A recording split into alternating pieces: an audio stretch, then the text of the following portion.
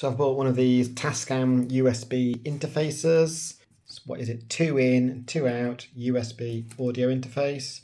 Should have a USB cable in and a manual. It's actually come from Amazon warehouse, second-hand. But I like Tascam, generally speaking. They're a good brand, they make good products. I like their sort of multi-track recorders. So this is what's inside. I've got, as predicted, a USB-C cable to connect it to the PC. It's got a cover. Let's have a look. Lo and behold, there it is. It's a dinky little thing, isn't it? I like the edges. It's a bit kind of, I don't know, I want to say Spider-Man.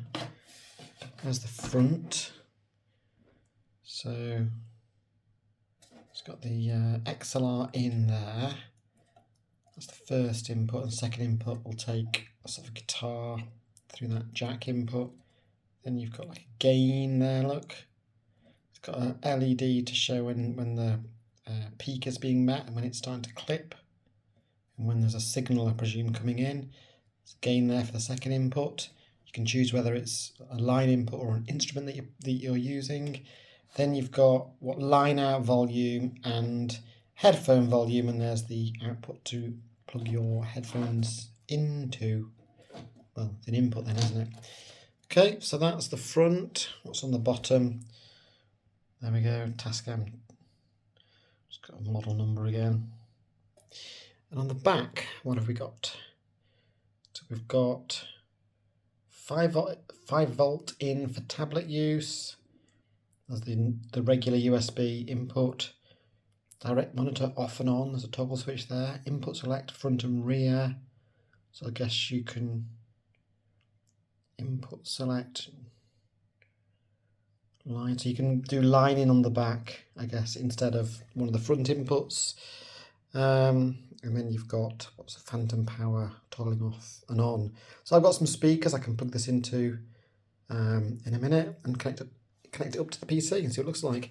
I'm going to lie it down. I like the fact that it sits at a bit of an angle, which is good, and I like the fact that these controls are on the front, including the headphone, so you can easily get to those. So it looks good, and it is small, which is good if you've not got much space, and you only need 2 inputs. There's a manual in there and bits and bobs that, I shan't really need, I think, unless I get stuck, so I'll just leave them in there for now. I've plugged it in now via the USB socket at the back into the PC. Hello Melvins. I've just switched the PC on and look, it's doing a fancy light show telling me what is this, presumably this USB light saying it's plugged in. Oh, it's flashing now, it stopped flashing, so now it's presumably it's flashing again. I don't know what that means, but yeah, I like the way it just slightly sits up. It's got I like that. It's good design choice. Right, I've been in and changed the audio device, so hopefully now should actually be able to play something. And it's not playing anything. Why is that? Because we've not got the volume up. Silly.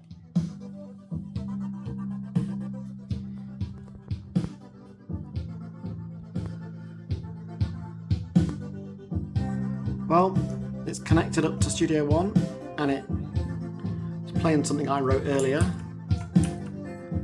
which is good. Sounds pretty decent.